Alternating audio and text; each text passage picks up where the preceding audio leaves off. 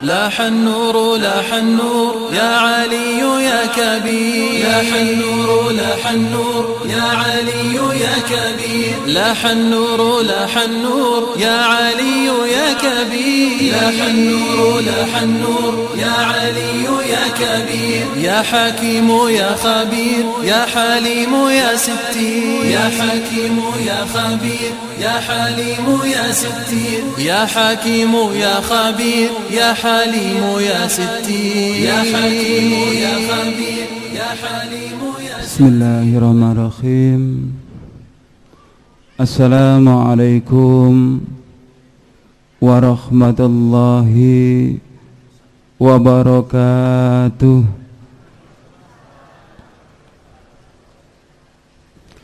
Innal hamdalillah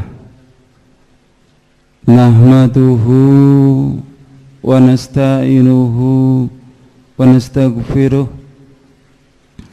wa na'udzu billahi min shururi anfusina wa min sayyiati a'malina. May yahdihillahu fala mudilla lahu wa may yudlil fala hadiya lahu. Asyhadu an la ilaha illallah wahdahu la syarika lah wa asyhadu anna Muhammadan abduhu wa rasuluh. Ya ayyuhalladzina amanu taqullaha haqqa tuqatih wa la tamutunna illa wa antum muslimun. Amma ba'd, fa inna asdaqal hadithi kitabullah wa khairal huda huda Muhammadin sallallahu alaihi wasallam wa syarrul umuri muhdatsatuha wa kullu muhdatsatin bid'ah wa kullu bid'atin dhalalah wa kullu dhalalatin finnar. Kepada Bapak Kiai, Bapak Ustadz yang saya hormati, kepada Bapak Ibu hadirin yang dimuliakan Allah Subhanahu wa taala. Puji syukur kita panjatkan kehadirat Allah. Salawat serta salam semoga tetap tercurahkan kepada baginda Rasulullah sallallahu alaihi wasallam bersama keluarga, para sahabat dan pengikut sunnah-sunnahnya. Bapak Ibu hadirin yang saya hormati, alhamdulillahirrabbilalamin, pada kesempatan malam hari ini saya bisa bersilaturahim di hadapan Bapak Ibu sekalian. Kalau mengingat kapasitas saya sebagai Romo Suringgih, orang yang disucikan, saya juga berkasta seorang Brahmana. Nama awal saya Ida Bagus, itu kasta Brahmana. Dan juga saya sarjana, tapi dari agama Hindu, Bapak Ibu. Kayaknya tidak mungkin saya bisa memeluk agama Islam. Namun atas kemurahan Allah Subhanahu wa taala, semua kezaliman saya, semua perbuatan buruk saya diampuni oleh Allah. Akhirnya saya dipanggil ke jalan yang benar, yaitu agama Islam. Pada awalnya saya mempelajari ilmu yoga samadhi di Pura Mandaragiri, Lumajang. Inilah pura yang pernah saya buat yoga samadhi, ayah bunda.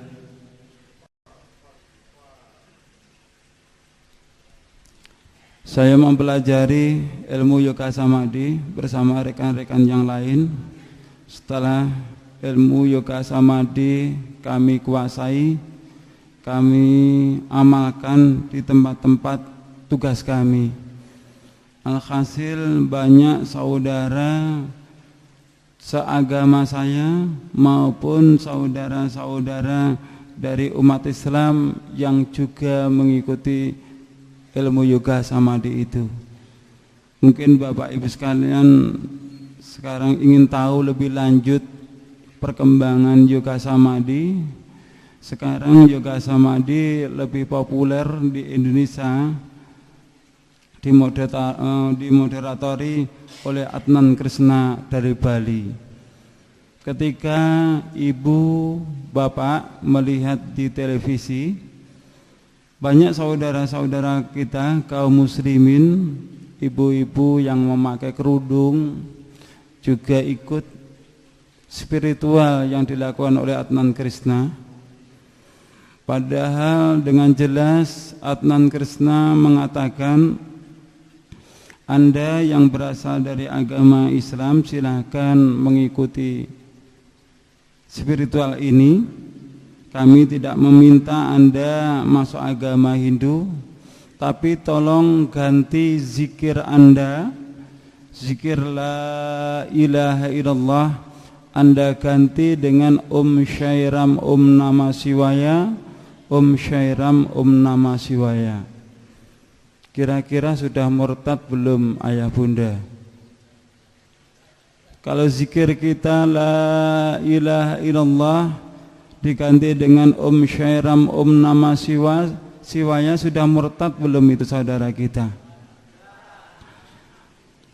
Alhasil Bapak Ibu, pada saat itu banyak saudara kaum muslimin yang juga ikut mempelajari yoga samadhi, dan kami manfaatkan sebaik-baiknya.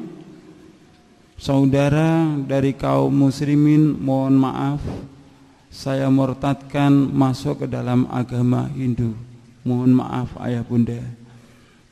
Gerakan kami dicium dai-dai dari umat Islam, seakan-akan dai dari umat Islam tidak menyetujui, seakan-akan umat Islam tidak memberikan kesempatan kepada kami. Akhirnya saya sowan kepada Romo Pinandita. Setelah saya sowan kepada Romo Pinandita, saya sampaikan masalah saya ke beliau. Saya diminta untuk menyempurnakan ilmu yoga samadhi dengan mempergunakan mantram Trayambakam. Beliau mengatakan siapapun yang mengamalkan yoga samadhi dengan mempergunakan mantram Trayambakam, dia mau berpuasa selama 7 hari 7 malam, dia akan mendapatkan kekuatan supernatural dari Trimurti, 3 manifestasi Ida Sang Yang Widyamsa, Dewa Brahma, Dewa Wisnu, Dewa Siwa. Setelah saya mendapat amanah dari pendeta saya pulang minta doa restu dari ayah ibu saya. Beliau merestui. Esok harinya saya lakukan ritual itu. Pada hari yang pertama, hari yang kedua, hari yang ketiga terus saya baca mantram Trayambakam ayah bunda. Di malam hari yang ketiga saya diuji Tuhan. Pada malam hari itu saya diuji Tuhan, datanglah ribuan nyamuk. Yang nyamuk itu seakan-akan mau menggigit, mau menghisap darah saya. Saya bacakan mantram Trayambakam, nyamuk itu hilang.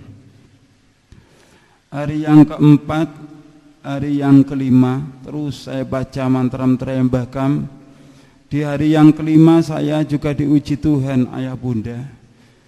Kenapa saya katakan saya diuji Tuhan? Karena pada malam hari itu saya mencari Tuhan saya yang sebenar-benarnya. Pada malam hari yang kelima saya diuji Tuhan, datanglah bau busuk yang timbul dari tubuh saya. Saya bacakan mantram Trayambakam, bau busuk itu hilang. Mungkin terlintas di benak ayah bunda yang menjadi kesaksian Anda itu mimpi atau kenyataan. Karena banyak orang yang memberi kesaksian seperti itu ternyata cuma mimpi. Bapak Ibu sekalian yang saya hormati, ibadah di dalam agama saya bagi orang yang berkasta Brahmana, apabila dia menjalankan ritual, dia tidur, hukumnya batal. Apabila dia keluar dari kamar, apabila ada lampu yang menyala, maka hukumnya batal. Itulah ritual bagi orang yang berkasta Brahmana di dalam agama saya. Hari yang kelima, hari yang keenam, hari yang ketujuh terus saya baca mantra Trayambakam, ayah bunda, dari pagi, siang, malam, jam 9, jam 10, jam 11 terus saya baca mantra Trayambakam. Saat menginjak jam 11 itu saya merasakan berdebar-debar di dalam hati saya. Saya membayangkan bagaimana wujud Tuhan saya. Saya membayangkan bagaimana saya bisa sungkem kepada dewa-dewa saya. Setelah jam 12 lewat, jam 1 lewat, jam 2 lewat. Setelah jam 2 lewat, ayah bunda, yang saya rasakan di dalam hati saya bukan berdebar-debar lagi, tetapi guncang yang sangat luar biasa. Kenapa waktu sudah lebih dari jam 2, Tuhan kok tidak menemui saya? Disitulah Bapak Ibu sekalian, pada hari yang terakhir, kurang lebih jam 2, saya diuji Tuhan. Pada malam hari itu saya mendengarkan suara takbir. Allahu Akbar, Allahu Akbar, Allahu Akbar, walillahil hamd.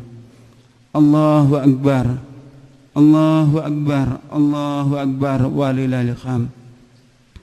Karena berangkat ingin memuji Islam, dan saya sadar betul bahwa besok itu bukan hari raya Idul Fitri, besok itu bukan hari raya Idul Adha, maka suara takbir saya lawan dengan mantra Trayambakam. Apa yang terjadi, ayah bunda, demi Allah yang telah menciptakan kita semua, suara takbir saya lawan dengan mantra Trayambakam bukan hilang, ayah bunda, tetapi suara takbir semakin lama semakin kuat, suara takbir semakin lama semakin jelas. Apakah saya sudah tunduk dengan suara takbir itu yang akhirnya bisa menerima Islam? Belum, ayah bunda. Kesombongan masih ada di dalam hati saya. Pagi hari saya lakukan pembatalan di dalam puasa saya. Saya minum, siang saya sudah bisa makan, sore harinya saya ke rumah bibi saya. Kebetulan bibi saya sudah masuk Islam dahulu. Saya masuk di rumah beliau. Setelah saya masuk di rumah beliau, saya menemukan buku pasolatan ayah bunda. Saya pegang, saya buka. Di lembar pertama itu saya menemukan tulisan kabirau walhamdulillah katsira wa subhanallahi bukrata wa asila. Saya tidak membaca tulisan Arabnya, tapi saya membaca artinya, bahwa artinya maha besar Allah, maha suci Allah sepanjang pagi dan petang. Saya baca artinya gemetar di dalam hati saya sampai keluar keringat dingin saya. Barulah ayah bunda, saya bisa merasakan apakah suara takbir tadi malam itu pertanda saya harus masuk agama Islam. Niat kuat ingin memeluk agama Islam tertanam di dalam hati saya. Islam saya rasakan sangat damai, sangat bahagia, ayah bunda. Saya pulang, tapi saya berpamitan pulang, tapi tidak pulang ke rumah. Saya ke rumah salah seorang ustadz, yang akhirnya disitulah saya disahadatkan asyhadu alla ilaha illallah wa asyhadu anna Muhammadar Rasulullah. Setelah saya disahadatkan, beliau berpesan, antum sekarang sudah muslim, syaratnya orang Islam itu harus sholat. Ini ada buku pasolatan, kamu bawa pulang dan kamu harus mengamalkannya. Saya bawa pulang malam hari, saya hafalkan gerakannya. Pagi hari saya lakukan sholat subuh yang perdana. Namun sholat subuh saya tidak sama dengan Bapak Ibu sekalian. Jadi saya takbiratul ikram, Allahu Akbar, baca bismillahirrahmanirrahim. Saya ruku baca bismillahirrahmanirrahim. Saya at-tahiyat pun baca bismillahirrahmanirrahim.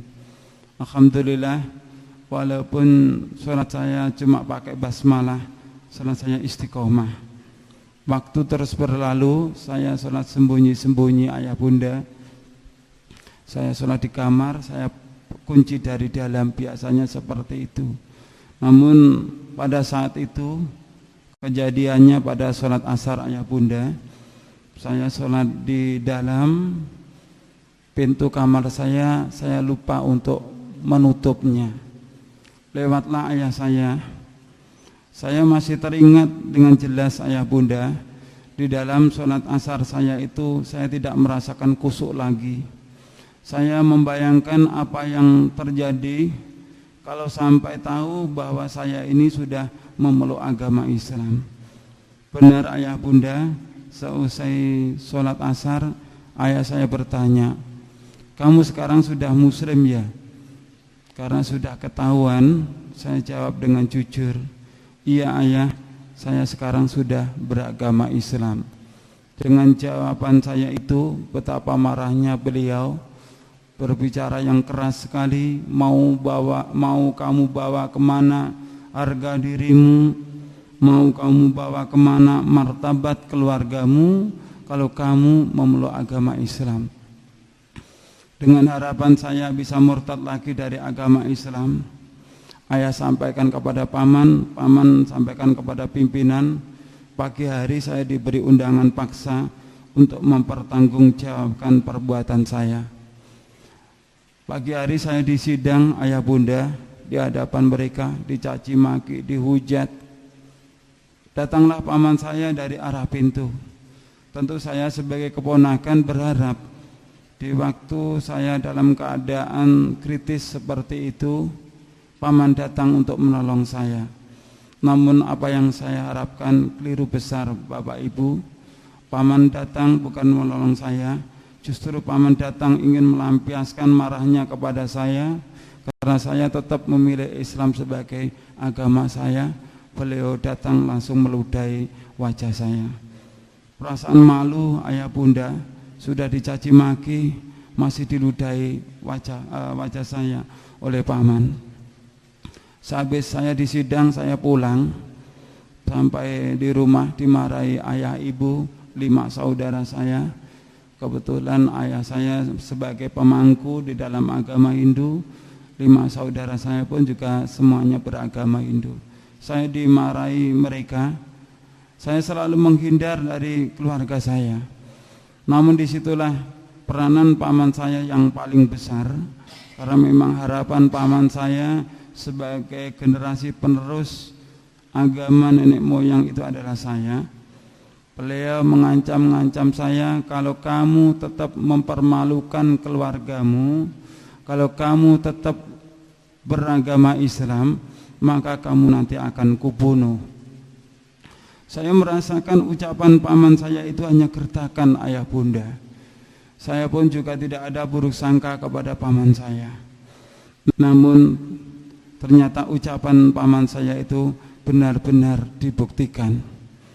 Jadi kejadiannya pada saat itu saya di rumah sendirian, karena tidak ada buruk sangka kepada paman saya, tidak ada kecurigaan kepada paman saya. Saya pernah ayah bunda, demi memeluk agama Islam ini saya pernah disergap dari belakang. Saya sudah pernah ayah bunda, demi memeluk agama Islam ini tangan saya diikat. Saya sudah pernah ayah bunda, demi memeluk agama Islam ini leher saya mau digorok. Saat pisau sudah menempel di leher saya ayah bunda, saya dalam keadaan benar-benar kritis. Tidak ada harapan lagi untuk hidup. Tidak ada sesuatu yang bisa saya lakukan kecuali bermunajat kepada Allah Subhanahu wa taala. Saya memohon kepada Allah, ya Allah, sekiranya Islam ini adalah jalan yang benar yang Kau tunjukkan kepadaku, Berilah kesempatan kepadaku untuk menebus dosa-dosaku ini ya Allah. Berilah kesempatan kepadaku ya Allah untuk memperbaiki akhlakku ini ya Allah. Berilah kesempatan kepadaku umur panjang. Hanya itu Bapak Ibu sekalian yang bisa saya lakukan. Dan alhamdulillah ayah saya yang berencana pergi, beliau pulang. Dan tentu sekejam-kejamnya ayah saya tentu tidak akan tega bahwa anaknya dijadikan kelinci percobaan. Melihat kejadian seperti itu, ayah saya langsung bertengkar dengan paman. Setelah ayah saya bertengkar dengan paman saya, barulah paman pulang, saya dibebaskan. Setelah saya dibebaskan, ayah saya bertanya, kenapa kamu memeluk agama Islam? Kenapa kamu tidak kasihan kepada keluarga ini? Gara-gara kamu memeluk agama Islam, keluarga kita jadi pecah seperti ini. Bapak Ibu hadirin yang saya hormati, saya ceritakanlah hasil ritual saya kepada ayah saya. Ayah, di dalam ritual saya kemarin, saya di hari yang ketiga saya diuji Tuhan. Datanglah ribuan nyamuk, saya bacakan mantram Trayambakam hilang. Di hari yang kelima saya diuji Tuhan, datanglah bau busuk yang timbul dari tubuh saya bacakan mantram Trayambakam hilang. Tapi demi Allah ayah, di hari yang ketujuh saya diuji Tuhan, datanglah suara takbir, saya lawan dengan mantram Trayambakam bukan hilang ayah. Tetapi suara takbir semakin lama semakin kuat, suara takbir semakin lama semakin jelas. Dengan keterangan itulah ayah bunda, berlinanglah air mata ayah saya. Beliau bertanya kepada saya, bagaimana kamu bisa memeluk agama Islam? Ayah, kalau dulu kita membawa umat Islam masuk ke dalam agama kita syahadatkan Om Swastiastu, Om Awikenamastu, Ekam Eva Aditya Brahman, mengadakan sajen-sajen, mengadakan selamatan, mengadakan pemohonan tirta, baru dia masuk ke dalam agama Hindu. Tapi kalau ayah ingin memeluk agama Islam, ayah cukup membaca kalimat syahadat. Ayah saya diberi hidayah oleh Allah, ayah bunda, beliau minta untuk disyahadatkan. Akhirnya kami berjabat tangan, saya syahadatkan ayah saya, asyhadu alla ilaha illallah wa asyhadu anna Muhammadar Rasulullah. Suatu kebanggaan bagi saya seorang anak yang sudah bisa membawa ayah saya masuk agama Islam. Namun Allah Maha Besar ayah bunda, Allah lah yang telah menentukan segala-galanya. 3 hari setelah ayah saya membaca syahadat, beliau meninggalkan saya untuk selama-lamanya. Beliau meninggal dunia. Perasaan sedih ayah bunda ketika ayah sudah memeluk agama Islam. Kini ayah saya meninggalkan saya untuk selama-lamanya. Saya berusaha menghibur hati saya. Dan setelah kepergian ayah saya, kami 5 saudara dikumpulkan, diberi harta waris peninggalan beliau. Setelah harta waris saya terima saran dari ustadz yang telah mensyahadatkan saya supaya harta itu dijual, dan saya jual, saya tabungkan di ONH. Alhamdulillah tahun 1995 saya memeluk agama Islam. Tahun 1996 saya dipanggil oleh Allah untuk menunaikan ibadah haji ke Mekah Al-Mukarramah. Di hadapan Baitullah saya memohon kepada Allah, ya Allah, ampunilah segala dosaku, ampunilah dosa kedua orang tuaku, ampunilah semua dosa saudara-saudaraku, kembalikanlah, panggillah mereka ke jalan-Mu ya Allah, berilah hidayah mereka. Alhamdulillah ayah bunda, seusai pulang haji disusul ibu saya memeluk agama Islam, berturut-turut 5 saudara saya masuk agama Islam. Jadi alhamdulillah kami dari keluarga besar agama Hindu, kini sudah menjadi keluarga besar agama Islam. Pada kesempatan malam yang sangat berbahagia ini, saya minta doa restu dari ayah bunda, semoga keislaman keluarga kami diterima oleh Allah Subhanahu wa ta'ala. Bapak Ibu hadirin yang saya hormati, dalam usaha menebus dosa-dosa saya, karena saya dahulu juga membawa umat Islam, saya murtadkan masuk agama Hindu. Saya juga membawa kabar gembira datang dari Kabupaten Lumajang, meliputi Pusung Dhuwur, Argosari Krajan, Bakalan, Puncak, Ranupane,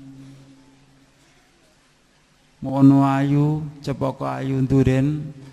Saudara kita sebanyak 272 yang berasal dari agama Hindu masuk agama Islam. Inilah wajah-wajah mereka, ayah bunda, saudara kita yang sudah mendapatkan hidayah dari Allah Subhanahu wa ta'ala. Ini waktu pensyahadatan 205 saudara kita yang berasal dari agama Hindu masuk agama Islam. Ini pensyahadatan yang terbaru bersama Bapak Wakil Bupati Lumajang. Ini pensyahadatan saudara-saudara kita di bulan ini yang ada di wilayah lereng Gunung Kawi, juga di wilayah Kasembon, Kabupaten Malang. Coba Bapak Ibu lihat di sini ada saudara kita baru masuk agama Islam. Setelah dia memeluk agama Islam, terenyuh, hatinya tersentuh ayah bunda. Ketika mereka ditanya, bagaimana rasanya setelah Anda bersyahadat, Anda masuk agama Islam? Saya merasakan kebahagiaan yang sangat luar biasa. Ini di bulan ini juga ayah bunda, saudara kita yang berasal dari agama Hindu yang masuk agama Islam, mereka belum punya mukena, belum punya jilbab dan sebagainya. Ini bantuan beberapa bingkisan yang kita peroleh dari kajian Ahad pagi Cerme, Gresik, juga Masjid Kemasan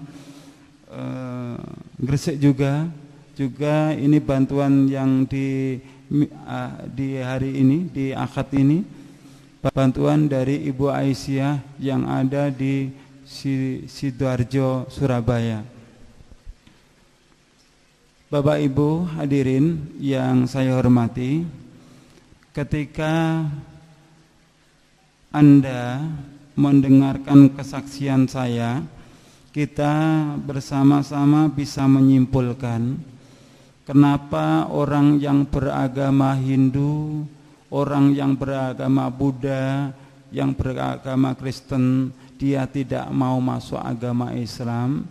Jawabannya karena mereka sombong.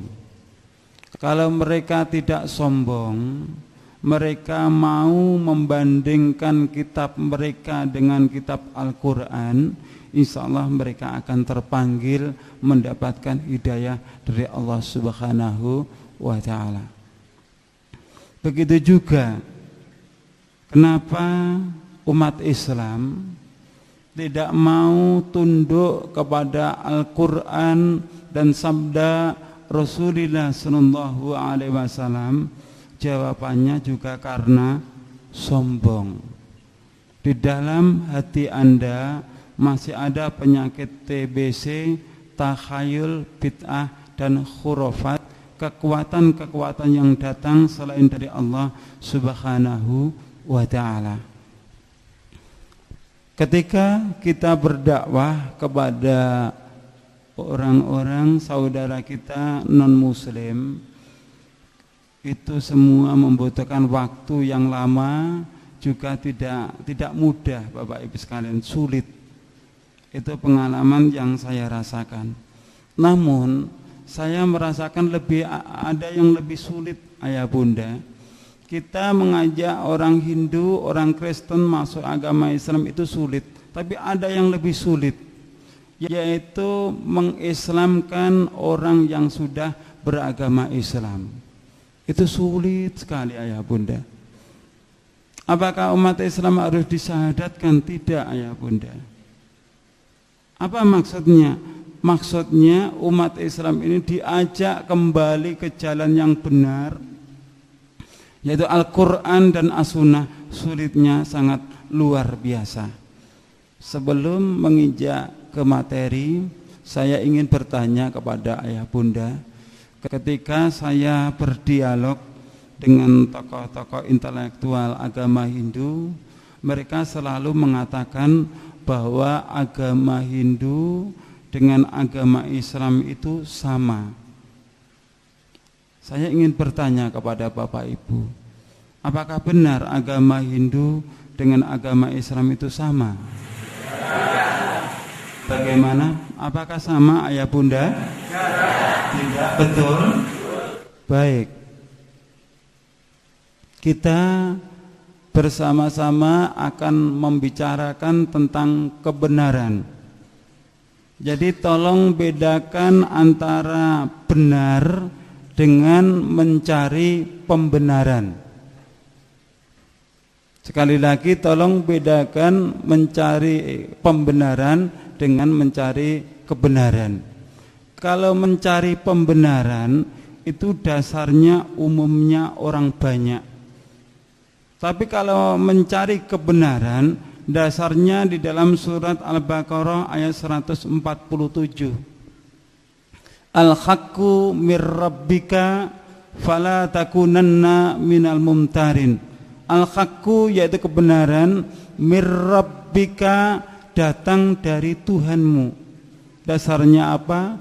Zalikal kitabu la raiba fih hudal lil muttaqin. Di dalam Al-Quran itu adalah petunjuk bagi orang-orang yang beriman. Kalau sudah tahu Al-Quran itu sebagai petunjuk bagi orang yang beriman, maka fala takunanna minal mumtarin. Janganlah kamu termasuk orang-orang yang ragu-ragu. Allah juga berfirman pada surat Al-Isra ayat yang ke-36, wala takfu ma laisa laka bihi ilm. Dan janganlah kamu ikuti segala sesuatu yang tidak ada pengetahuannya. Mohon maaf ayah bunda, kalau boleh saya berbicara. Saat ini umat Islam hanya faham batalnya wudu. Jadi batalnya wudu, buang angin, buang air kecil, air besar, faham. Tapi tidak mau memahami batalnya syahadat. Syahadat kita bisa batal enggak ayah bunda? Bisa ayah bunda. Jadi dalam kesempatan malam hari ini saya tidak akan memberikan nasihat kepada ayah bunda, juga pendengar radio dakwah yang ada di rumah. Saya tidak akan memberikan nasihat, tapi justru saya datang ke sini malah justru ingin menimba ilmu. Saya yang justru ingin bertanya. Saya akan memberikan kesaksian tentang ajaran agama Hindu. Setelah saya nanti memberikan kesaksian agama Hindu, karena kita yang hadir di sini ini semuanya beragama Islam, maka wajib kita tinggalkan. Jenengan setuju enggak? Jenengan setuju enggak ayah bunda? Anda tidak usah ragu dengan kemampuan saya. Saya mempelajari kitab Bhagavad Gita, Yajurveda, Rigveda, Samaveda, Atharvaveda, Samaveda tidak kurang selama 25 tahun. Saya juga sebagai sarjana agama Hindu, mantan sarjana agama Hindu. Jadi kesempatan yang sangat berbahagia ini kita pergunakan sebaik-baiknya. Kalau yang faham Al-Quran, yang faham Al-Hadis adalah Bapak Ibu sekalian. Karena Bapak Ibu sudah lahir sejak kecil beragama Islam. Saya yang duduk di hadapan Bapak Ibu Dengan jujur saya katakan, dengan segala keterbatasan saya ini adalah orang yang bodoh. Bisa dipahami ayah bunda? Allah juga memuji kita dalam firman-Nya, kuntum khaira ummatin ukhrijat linnas ta'muruna bil ma'ruf wa tanhauna 'anil munkar. Kamu adalah umat yang terbaik yang dilahirkan untuk manusia. Namun ada konsekuensinya ayah bunda. Surat Al-Imran ini ada persyaratannya. Apa persyaratannya?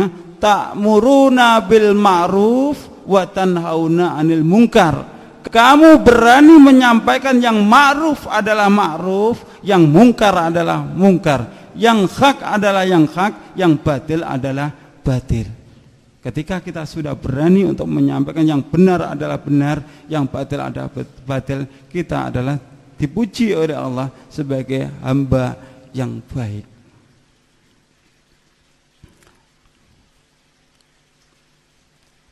Saya mempunyai pertanyaan yang pertama, tolong dijawab dengan jujur. Di dalam agama saya, yaitu agama Hindu, Dewi Saraswati mempunyai kendaraan angsa, dan Dewi Saraswati selalu di atas bunga teratai. Di dalam agama Hindu, angsa dilarang untuk disembelih. Angsa adalah binatang yang dikeramatkan sebagai kendaraan Dewi Saraswati. Dewa Brahma mempunyai kendaraan atau palinggian, yaitu binatang gajah. Gajah di dalam agama saya dilarang keras untuk dibunuh, dilarang untuk disembelih. Begitu juga Dewa Siwa. Dewa Siwa mempunyai palenggan, yaitu sapi atau kerbau yang berwarna putih. Bisa Anda lihat di dalam perpustakaan nasional yang ada di Bali, bahwa Resi Markadenya, ini bukan rumah sakit Islam ayah bunda ya.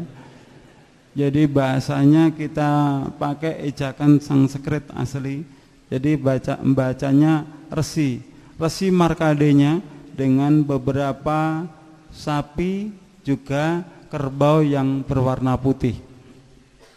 Biasanya dipergunakan dalam upacara Mapurwadaksina, yaitu di Bali, tempatnya sekarang di Gunung Raung, Desa Taro, Tegalang, Gianyar.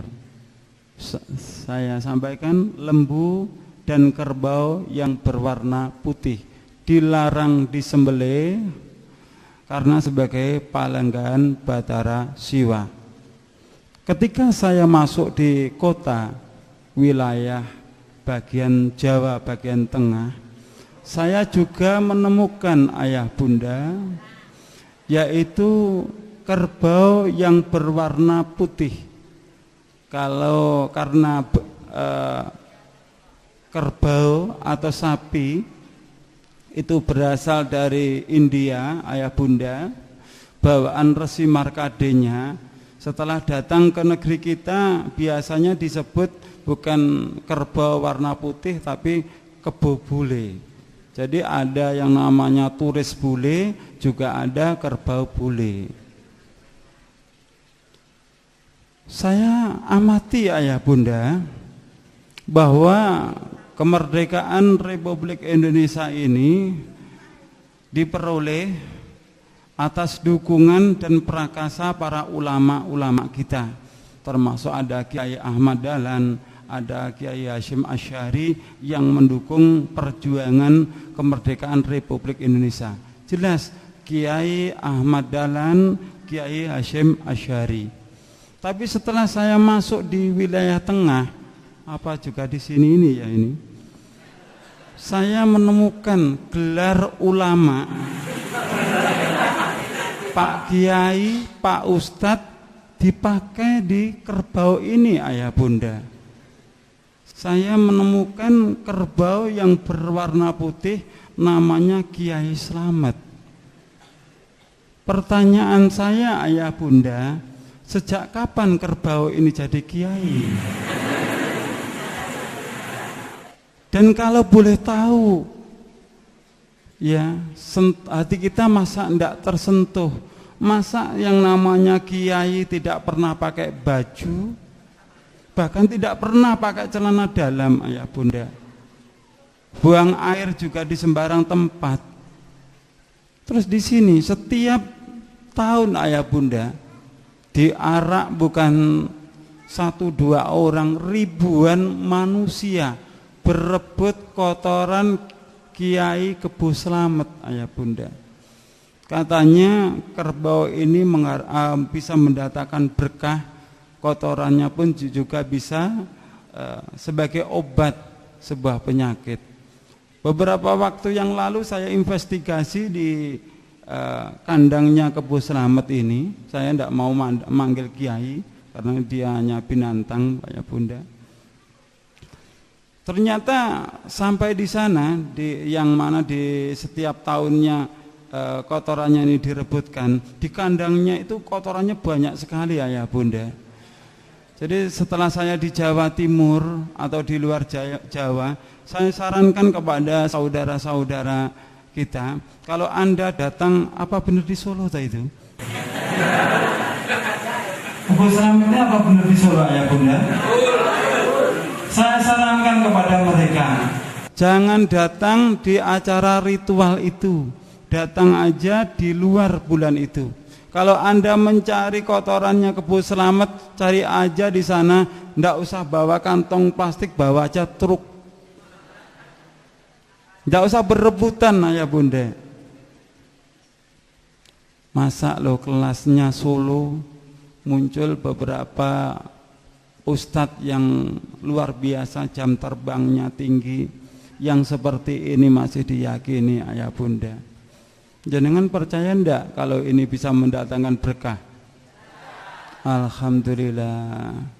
Yang saya herankan yang mengelola ini, ya, orangnya juga punya derajat, dia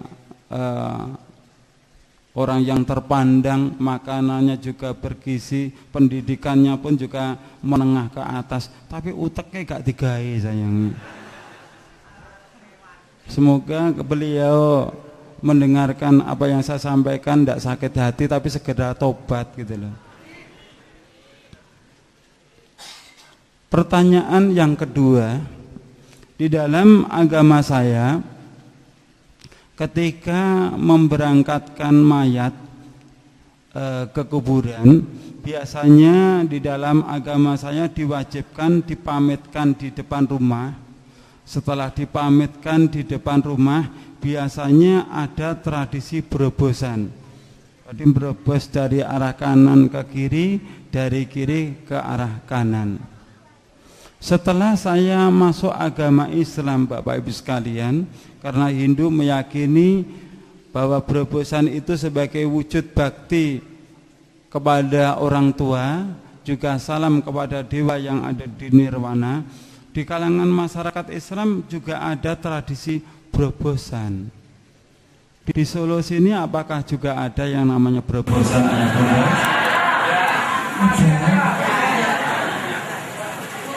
Loh, katanya di Solo tidak ada orang yang beragama Hindu. Agama Islam dengan agama Hindu sama ndak, ayah bunda? Tidak sama loh ya.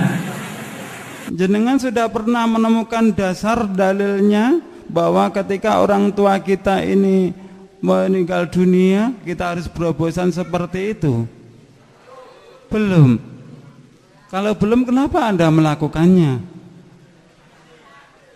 Apa alasan Anda? Masa dalilnya ngikuti mbah-mbah gitu? Tadi kita akan berbicara tentang kebenaran, ya. Kebenaran itu datang dari Allah, dasarnya adalah Al-Quran dan As-Sunnah. Setelah diberangkatkan, biasanya di dalam agama saya selalu mayat itu ditandu, di atas kepalanya itu diberi payung, ayah bunda. Coba Anda perhatikan, mohon maaf, yang Anda lihat ini kira-kira agamanya Islam atau Hindu? Islam atau Hindu, ayah bunda? Kalau ini beragama Hindu, terbukti kan di situ ada payung di atas kepala mayat. Setelah saya masuk agama Islam, ayah bunda, saya juga melihat bahwa umat Islam ini dalam prosesi pemberangkatan mayat ke kuburan juga dikasih payung. Di Solo sini apakah juga dikasih payung, ayah bunda?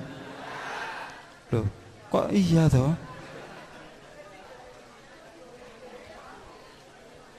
Apa alasannya ketika orang tua kita meninggal dunia, dibawa ke kuburan, dikasih payung? Panas. Anda berani mengatakan karena panas. Anda pernah mati toh, ayah bunda? Belum jangan. Belum pernah mati kok mengatakan panas gitu loh. Wah, nanti akan dibawa ke padang mahsyar. Di padang mahsyar bawa payung. Masuk akal gitu loh. Begitu juga dalam pemberangkatan mayat, biasanya di dalam agama Hindu mempergunakan bunga. Bunga itu dipergunakan dalam sawur, ditambah dengan beras kuning, ditambah juga dengan uang logam. Begitu juga bunga biasanya dironce, ayah bunda, dironce dengan benang, biasanya ditaruh di beranda mayat itu. Di Solo sini apakah juga ada? Loh, semuanya kok ada toh, Zat? Di Solo sini juga ada ketika mayat diberangkatkan dikasih bunga di atas beranda mayat itu. Banyak. Diki sing Islam sama sing Hindu sing endi sih? Anda sudah tahu dasarnya ketika orang tua kita, saudara kita meninggal dibawa ke kuburan itu dikasih benang yang dironce itu. Ada sudah tahu dasarnya? Jane ya urung ero kabeh lho. Loh, Anda itu tak tanya, harapan saya menemukan dasarnya, ternyata jenengan belum tahu dasarnya juga. Hindu meyakini, ayah bunda, bahwa bunga putih adalah bunga yang mempunyai kekuatan Dewa Brahma.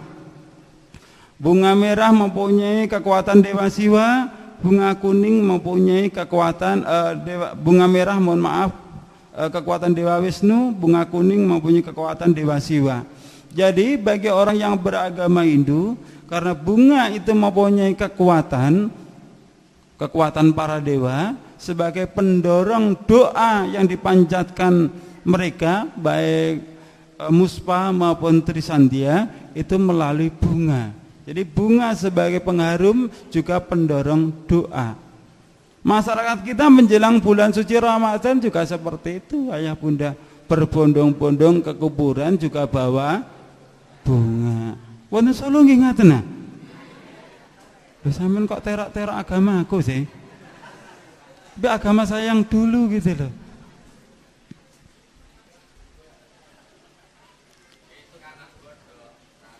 Pertanyaan yang ketiga, tolong jawab dengan jujur kalau ayah bunda memang tahu dasarnya.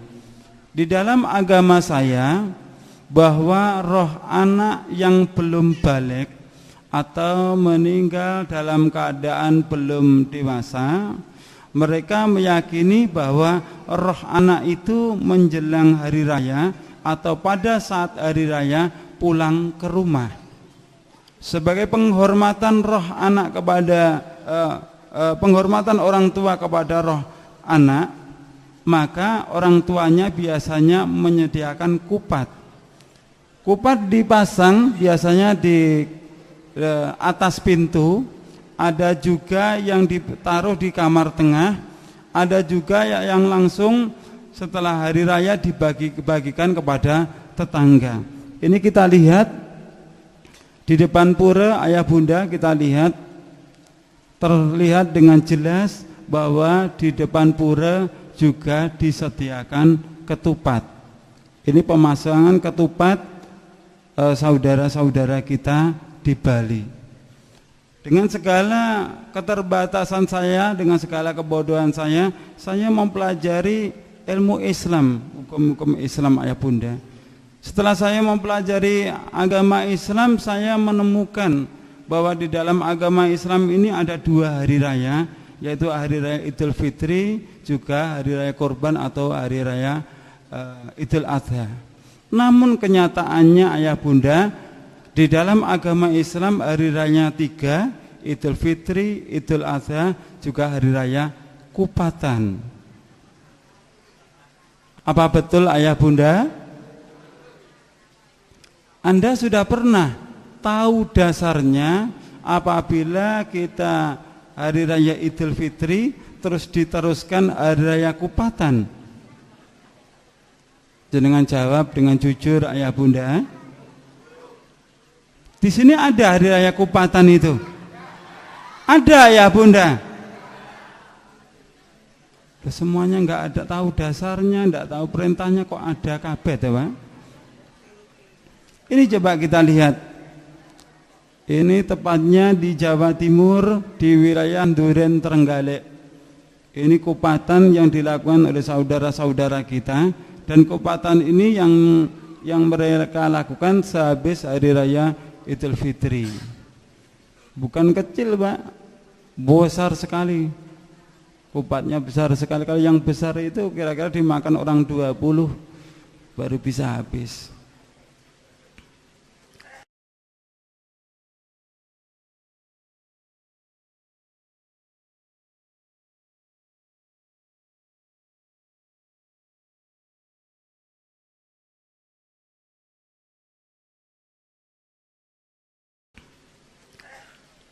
Pertanyaan yang keempat, di dalam prosesi menuju alam nirwana, menghadap Ida Sang Hyang Widiwasa, mencapai alam moksa, di dalam agama saya diperintahkan untuk melakukan selamatan atau kirim doa 1 hari, 3 hari, 7 hari, 40 hari, 100 hari, mendak pisan, mendak pindo, nyewu. Setelah saya masuk agama Islam ayah bunda, di kalangan masyarakat Islam juga ada tradisi selamatan atau kirim doa 1 hari sampai 1000 hari. Di Solo apakah juga ada ayah bunda? Di Solo apakah ada ayah bunda? Ada. Oh, Blitar niku nggih wonten Pak tradisi niku, berarti ketularan keng Solo lek ngoten. Tolong jawab dengan jujur. Ya, kajian kita ilmiah. Maksudnya ilmiah, saya mengatakan dari Hindu, saya pun juga punya dasarnya. Anda mengatakan itu ajaran Islam, Anda pun juga harus menyiapkan dalil atau dasarnya. Apa yang dimaksud dalil? Dalil itu adalah ilmu Allah. Dalil itu adalah wahyu Allah. Barang siapa yang menolak ilmu dan wahyu Allah, berarti dia telah menolak Al-Quran. Surat Al-Azab, Allah telah berfirman, wa ma kana lil mu'mini wa la mu'minatin idza qadallahu wa rasuluhu amran ayakuna lahumul khiyaratu min amrihim. Dan tidak pantas disebut seorang laki-laki yang beriman, dan tidak pantas disebut wanita yang beriman ketika Allah sudah memutuskan suatu perkara, dia mencari hukum selainnya. Tidak pantas disebut sebagai laki-laki beriman dan wanita yang beriman. Tolong jawab dengan jujur ayah bunda. Anda sudah pernah menemukan dasarnya ayah bunda? Anda sudah pernah menemukan dasarnya ayah bunda? Kalau Anda belum pernah menemukan dasarnya, saya sudah tahu dasarnya. Akan saya beritahu kepada ayah bunda, namun dasarnya saya tidak menemukan di dalam Al-Quran maupun Al-Hadis, saya menemukan di dalam kitab Weda ayah bunda. Yang pertama di dalam kitab Mahanarayana Upanishad. Ini kitabnya ayah bunda. Yang pertama. Yang kedua di dalam buku karya Ida Bedanda Adi Suripto. Ini skenannya, ini buku aslinya. Ya, jadi kalau Anda nanti tidak terima dengan apa yang saya sampaikan, Anda jangan menggugat saya, gugatlah Profesor Dr. Adi Suripto. Di belakang ini ada nomor telepon beliau. Silakan gugat beliau. Siapa beliau? Beliau adalah duta dari agama Hindu untuk negara Nepal, India, Vatikan, Roma. Beliau sekarang menjabat sebagai sekretaris PHDI Parisada Hindu Dharma Indonesia. Anda baca dalam buku beliau, Selamatan Surtanah, Selamatan Geblak, hari pertama, nelung dino, mitung dino, matang puluh dino, nyatus dino, mendak pisan, mendak pindo, nyewu, itu berasal dari agama Hindu.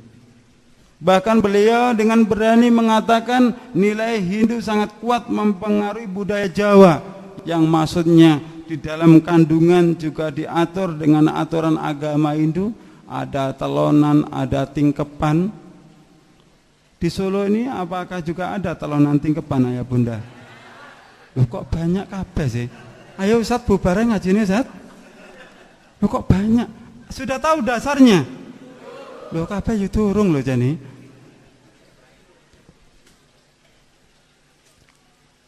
Di media Hindu, jelas ayah bunda ya, bukan media Islam, jelas media Hindu. Anda baca filosofis upacara nyewu 1000 hari di Banyuwangi, jelas kan, media Hindu. Kalau Anda belum puas lagi, Anda buka kitab Samaweda halaman 373 ayat yang pertama. Anda buka Samaweda halaman, ini kitabnya Samaweda halaman 373 ayat yang pertama. Ayatnya berbunyi, Pratiasmai pipisate kwekweani widuse bahra arang gaya maya cengmi pratisada dueninara. Anda belum puas lagi, belum yakin, masih ngengkel, baca Samaweda Samhita buku 1 bagian 1 halaman 20. Purwajika Prataka Prataka Pramuridya Resi Barawajah Medan Titi Sudi Purumuti Tayur Wantara Mawaida Dewata Agni Chandra Gayatri. Ayatnya Agna Ayahi Witayigrano Hamyaditai Nutastasi Barnisi Agni. Sudah saya scan, silakan Anda baca sendiri. Di situ dipaparkan dengan jelas ayah bunda bahwa lakukanlah pengorbanan kepada orang tuamu, lakukanlah kirim doa kepada orang tuamu di hari pertama, ketiga, ke-7, 40, 100, mendak pisan, mendak pindo, nyewu. Jelas itu. Kalau Anda masih belum puas lagi, saya menulis buku, disediakan di panitia, kemungkinan di depan ya. Saya beri judul Mu'alaf Menggugat Selamatan. Saya paparkan tidak kurang 200 dalil ayah bunda, tapi dari Weda semua. Saya paparkan itu di dalam buku tulisan saya. Ini sudah saya scan Bapak Ibu sekalian. Ini kitabnya Samaweda. Ini rujukan-rujukan dalam bahasa kita adalah kitab tafsirnya. Kenapa? Apa dasar yang lain? Dasar yang lain di dalam agama saya bahwa umat Hindu meyakini rukun iman Hindu yang diberi nama Pancasrada. Panca artinya 5, Srada artinya rukun iman yang harus diyakini. Yang pertama percaya adanya Sang Hyang Widi, yang kedua percaya adanya roh leluhur, yang ketiga percaya adanya karma pala, yang keempat percaya adanya samskara atau manitis, yang kelima percaya adanya moksa. Pancasrada ini mempunyai rukun ayah bunda. Rukunnya yaitu pancayatnya. Panca artinya 5, yatnya itu artinya 5 macam selamatan. Yatnya tulisannya yajna ayah bunda, tapi membacanya yatnya. Yang pertama adalah dewa yatnya. Dewa yatnya itu selamatan yang ditujukan kepada Ida Sang Hyang Widiwasa, atau dalam bahasa yang lain Memetri Bapa Kuwasa Ibu Pertiwi. Yang kedua yaitu selamatan fitrayatnya. Fitrayatnya itu yang artinya dalam bahasa Indonesia yaitu selamatan yang ditujukan kepada leluhur. Jadi saat itu melakukan selamatan tapi hadiahnya dihadiahkan kepada leluhur. Yang ketiga yaitu selamatan manusiayatnya dalam bahasa kita yang artinya selamatan yang ditujukan pada hari kelahiran. Biasanya di kampung-kampung itu melakukan selamatan hari kelahiran, tapi di kota tidak ada selamatan hari kelahiran, biasanya ulang tahun. Kalau masih 7 tahun lilinnya 7, kalau 10 tahun lilinnya 10, sampai usia 70 tahun tetap diulang tahun nih lilinnya 70. Orang tuanya suruh niup satu persatu, setelah ditiup lilin 70 mati semua, orangnya juga mengembuskan nafas yang terakhir. Yang keempat yaitu selamatan resiyatnya, selamatan yang ditujukan kepada guru, kirim doa yang ditujukan kepada guru. Ini kalau di dalam agama saya biasanya selamatan yang diadakan di danyangan-danyangan atau di punden-punden.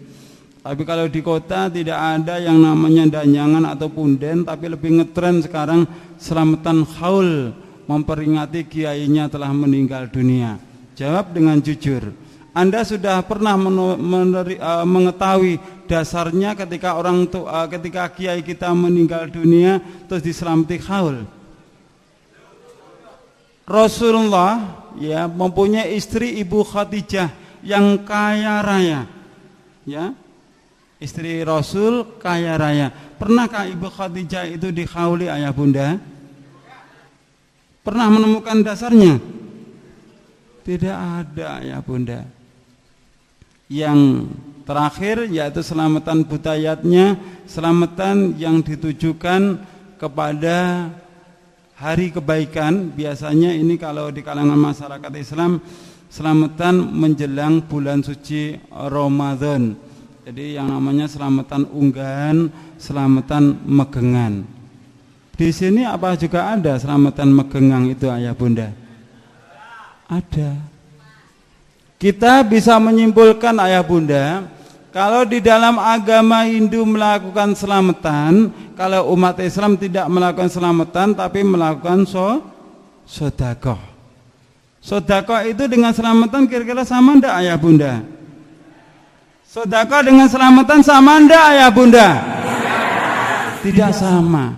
Selamatan itu dilakukan pada hari nasnya, hari kematian orang tuanya atau leluhurnya, hari pertama sampai 1000. Kalau saat hari itu Anda tidak punya uang, Anda tidak punya harta, wajib hutang kepada tetangga. Betul enggak? Tapi kalau sedekah tidak seperti itu ayah bunda. Sedekah itu kita keluarkan di saat kita punya rezeki yang cukup, ya, ada kelebihannya, kita keluarkan, kita berikan kepada saudara kita yang membutuhkannya. Itu bedanya sedekah dengan selamatan. Nah, sekarang di kalangan masyarakat kita tidak ada yang mau mengatakan saya lagi selamatan, tidak mau. Saya lagi sedekah. Hari apa tujuannya apa? Mengirim leluhur saya. Loh, kenapa fitrayatnya? Saya lagi sedekah, kenapa Anda sedekah? Ini saya memperingati hari kelahiran saya.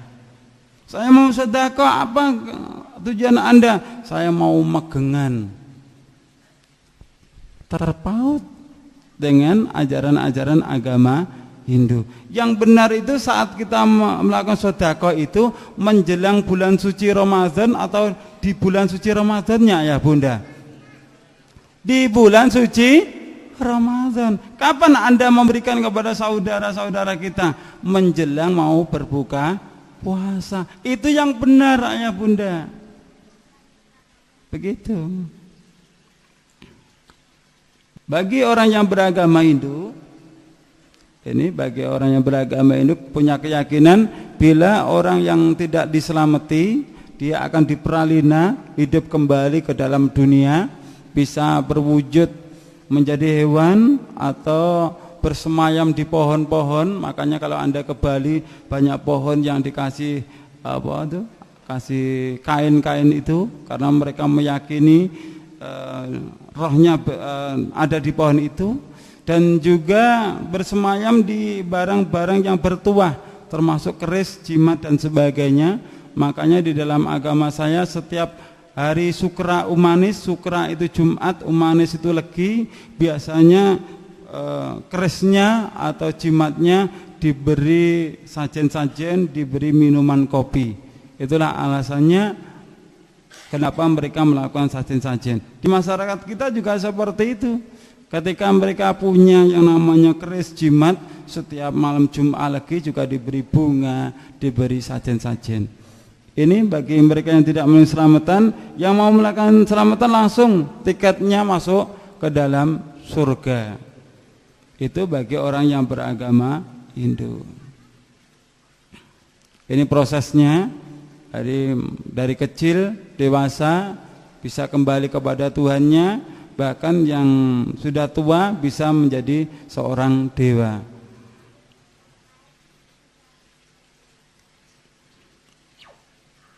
Di depan sudah saya sampaikan Samaweda, Pratyasmai, Bebesate, Kwekwan, Widuse, Bahra, Arangkaya Maya, Cemi Pratisada, Dua Ninara, Samaweda, Samhita, buku 1, bab 1, bagian 1, halaman 20, Perwajika, Prataka, Pramuridya, Resi, Barawaja, Medan Tinti, Sudi, Purumuti, Tairwantara, Mawada, Dewata, Ani, Chandra, Gayatri.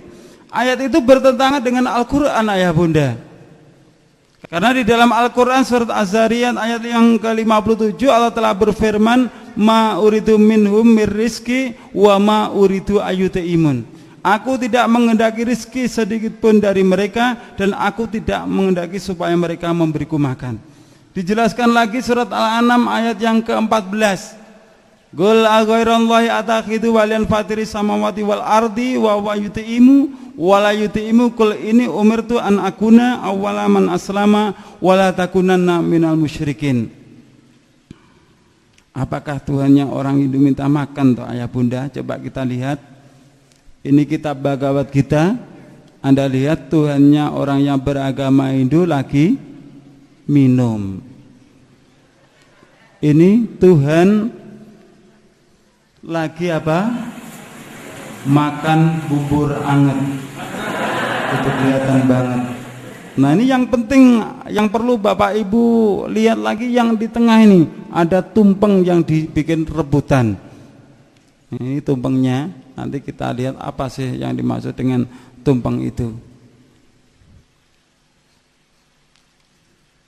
Di sini juga terlihat di depan Dewa Brahma, di situ ada sajen-sajen, ada pisang ambonnya. Ternyata Dewa Brahma juga doyan pisang ambon. Ini sebagai dasarnya.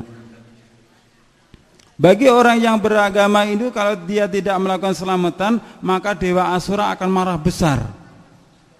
Dewa Asura akan mendatangkan bala, dia akan membunuh manusia yang ada di dalam dunia ini. Dan Dewa Asura ini di dalam masyarakat Islam tidak disebut Dewa Asura ayah bunda, tapi diganti dengan sebutan Betoro. Anak ontang-anting harus diruat karena takut Betara Kala. Sendang kapit pancuran harus diruat karena takut Betara Kala. Rabi ngalor ngulon gak wani mergane wedi karo Betara. Betara Kala ngono dewane agama Hindu. Lha apa sampeyan agama Islam kok wedi? Pertanyaan yang kelima. Apakah Anda kenal dengan ini ayah bunda? Kenal ayah bunda? Kira-kira kalau ini bukan gambar, ini kenyataan, sehabis kajian ini nanti kita makan bersama, kira-kira enak enggak ayah bunda? Ayah bunda mengatakan enak, kalau saya mengatakan tidak enak ayah bunda. Kenapa? Konsep di dalam agama Hindu, di dalam kitab Manawa Dharma Sastra Weda Semerti disebutkan bagi orang yang berkasta sudra yang tidak bisa membaca kalimat syahadat Om Swastiastu, Om Awikenamastu, Ekam Eva Aditya Brahman, sulit tidak syahadatnya itu? Sulit tidak ya Bunda? Maka di dalam Manawa Dharma Sastra Weda Semerti dikatakan cukup membuat tumpeng. Tumpeng itu bentuknya adalah segitiga. Segitiga yang dimaksud di sini adalah Trimurti, 3 manifestasi Ida Sang Hyang Widiwasa, Dewa Brahma, Wisnu dan Dewa Siwa. Dan umat Hindu mengatakan barang siapa yang sudah membuat tumpeng berarti dia sudah beragama Hindu. Kira-kira ucapan saudara kita itu bisa terjadi enggak? Ada imbasnya enggak sama kita? Rasulullah telah bersabda, man tasabbaha biqaumin fahuwa minhum. Barang siapa yang bertasabuh menyerupai suatu kaum, maka dia termasuk golongannya. Loh, saya mau tasakuran Ustaz, saya mau syukuran, bagaimana kalau seperti ini? Tidak boleh, bikin tumpeng tidak boleh. Anda tidak usah tasabuh kepada orang yang beragama Hindu, tidak usah bikin tumpeng, tapi Anda ratakan saja. Bisa Anda taruh di piring, bisa Anda taruh di kotak makan.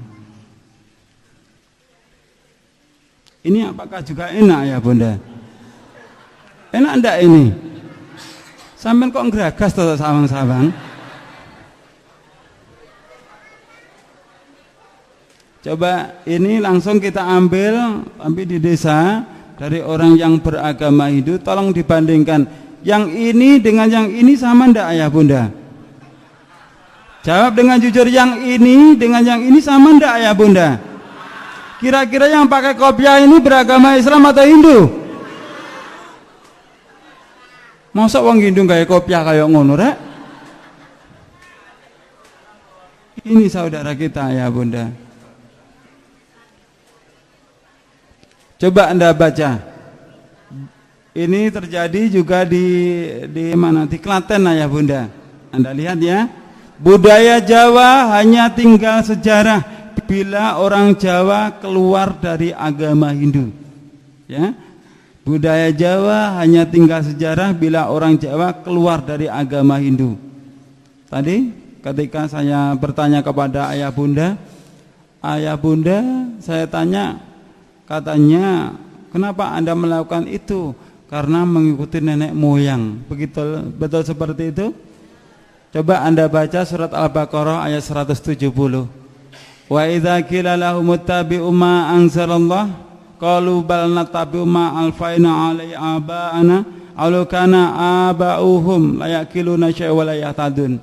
Dan apabila dikatakan kepada mereka, ikutilah apa yang telah diturunkan Allah, mereka menjawab, tidak, kami hanya mengikuti apa yang telah kami dapati dari perbuatan nenek moyang kami.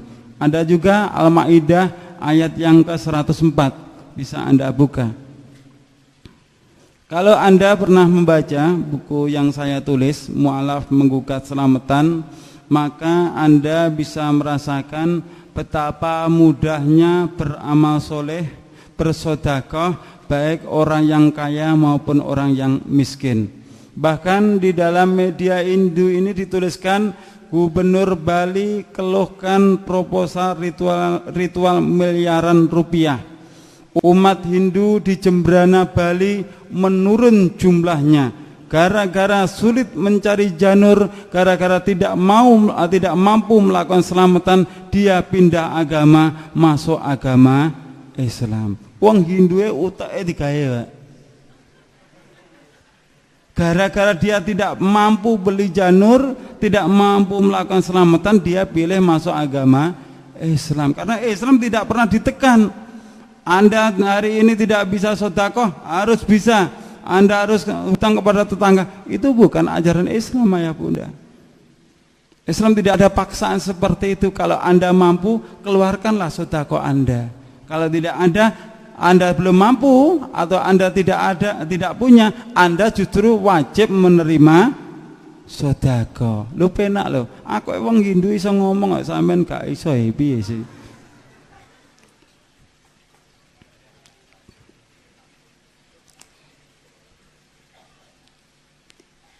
keyakinan di dalam masyarakat. Loh, keluarga saya kalau tidak diselamati, keluarga saya kalau tidak dikirim doa, rohnya orang tua kita kan bisa gentayangan.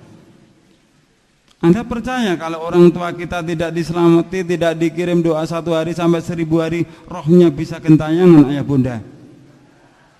Percaya? Kalau Anda tidak percaya, waktu meninggalnya orang tua Anda di belakang rumah itu ada suara mak gelodak, itu suara apa ya bunda? Wah, alhamdulillah. Waalaikumsalam, ayah pun ganggu anak putu nih. Sing lewat teko sih. Kalau Anda membutuhkan dalil bahwa roh yang tidak diselamati dan dikirim doa 1 hari sampai 1000 hari itu rohnya gentayangan, Anda buka kitab Siwasasana halaman 46-47 cetakan tahun 1979. Ini ada dasarnya.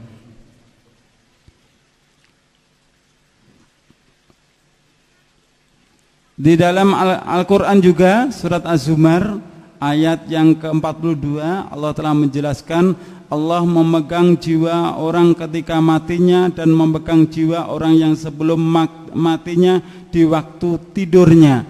Maka dia tahan jiwa orang yang telah dia tetapkan kematiannya dan dia lepaskan jiwa yang lain sampai waktu yang ditetapkannya. Maksudnya orang yang mati itu rohnya ditahan oleh Allah sehingga tidak dapat kembali ke tubuhnya. Dan orang yang tidak mati hanya tidur saja, rohnya dilepaskan lagi.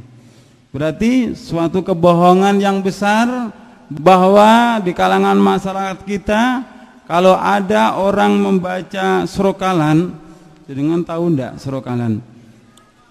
Ya Nabi salam alaika, ya Rasul salam alaika, ya Habib salam alaika, sholawatullah alaika.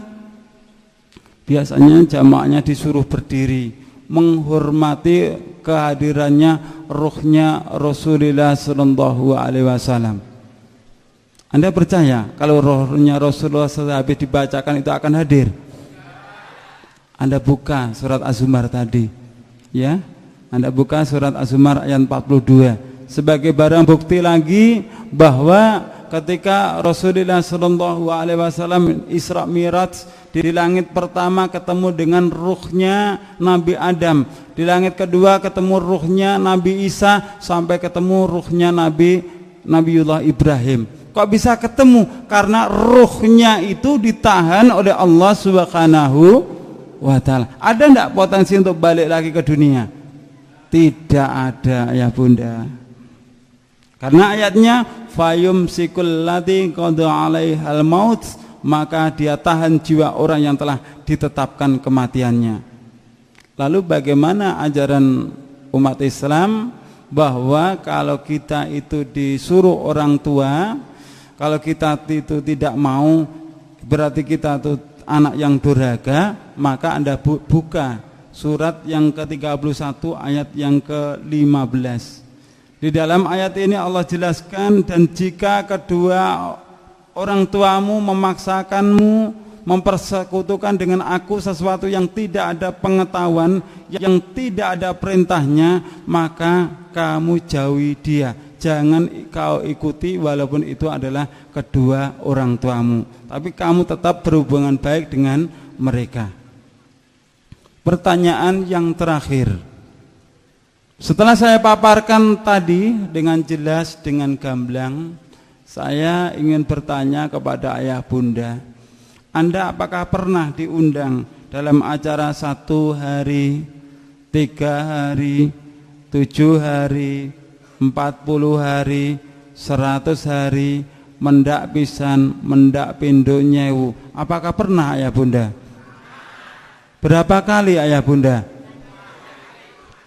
Kok ndak terhitung toh ayah bunda? Apakah Anda pernah dipaksa menghadiri acara itu ayah bunda? Anda dipaksa? Jane yo ora dipaksa loh. Loh pak, saya kan diberi undangan kan pak. Kalau diberi undangan itu kan wajibnya datang. Kalau saya tidak datang berarti kan berdosa. Kalau Anda diberi undangan, syaratnya itu undangan itu Anda baca dulu. Ya, Anda baca dulu. Kalau ini Anda baca acaranya walimahan ajaran Islam bukan? Anda datang enggak? Oh, acaranya akekawan ajaran Islam. Anda datang enggak? Oh, acaranya 100 harian. Anda datang enggak, Ayah Bunda? Ono sing datang, ono sing tidak. Kira-kira Ayah Bunda, ketika kita diundang, kita mendatangi acara itu kira-kira boleh enggak Ayah Bunda? Jawabannya ada 2 ya Bunda. Kita boleh datang dan kita juga tidak boleh datang. Kita boleh datang dengan catatan bertujuan untuk berdakwah. Ya, jelas ya, tujuan kita untuk berdakwah, bukan bersilaturahim, karena silaturahim sudah diatur oleh Allah dan Rasulnya. Tujuan kita berdakwah, karena tujuan kita untuk berdakwah, sampaikan kepada yang punya hajat, yang hadir di situ. Pak, Bu, saya sudah ngaji. Kebetulan yang ngaji itu mantan pendeta dari agama Hindu. 1 hari sampai 1000 hari seperti ini bukan ajaran Islam, Bu. Ini adalah ajaran agama Hindu. Itu boleh Anda datang. Anda berani enggak Ayah Bunda?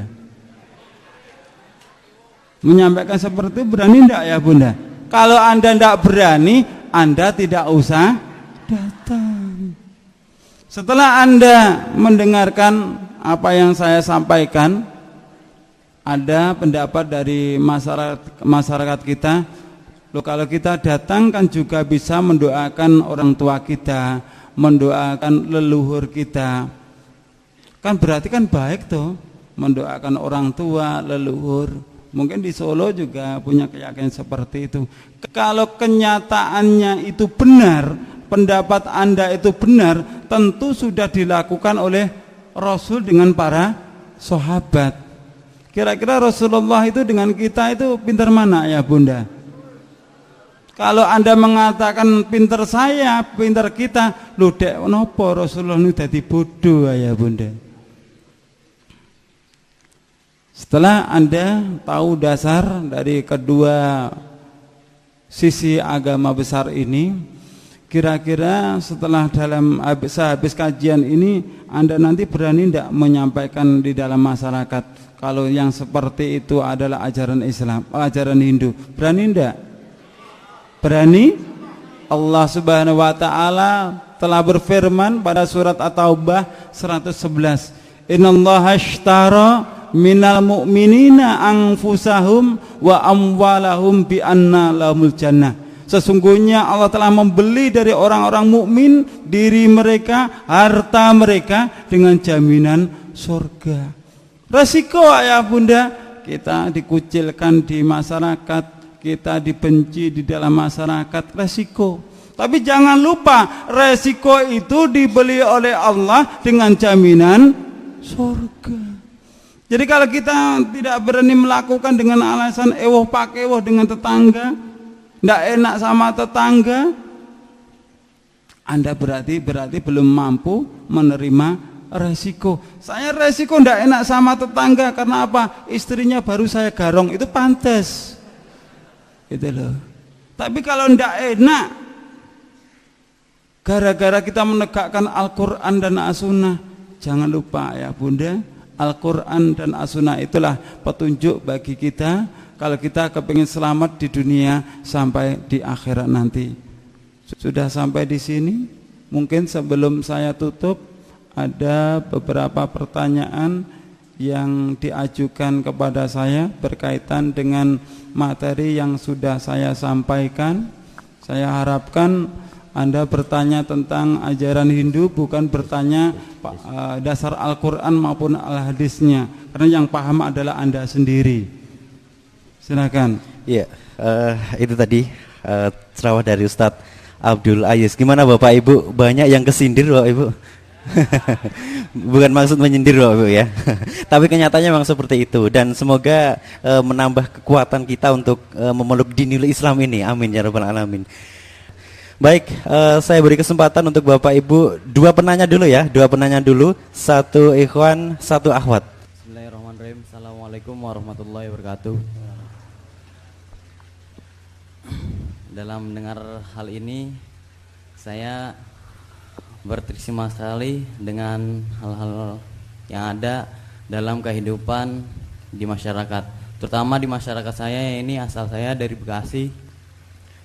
Ternyata apa yang dikatakan oleh beliau Ustadz Abdul Aziz, ternyata memang di dalam kehidupan kita masyarakat Islam notabene memang sama agama Hindu.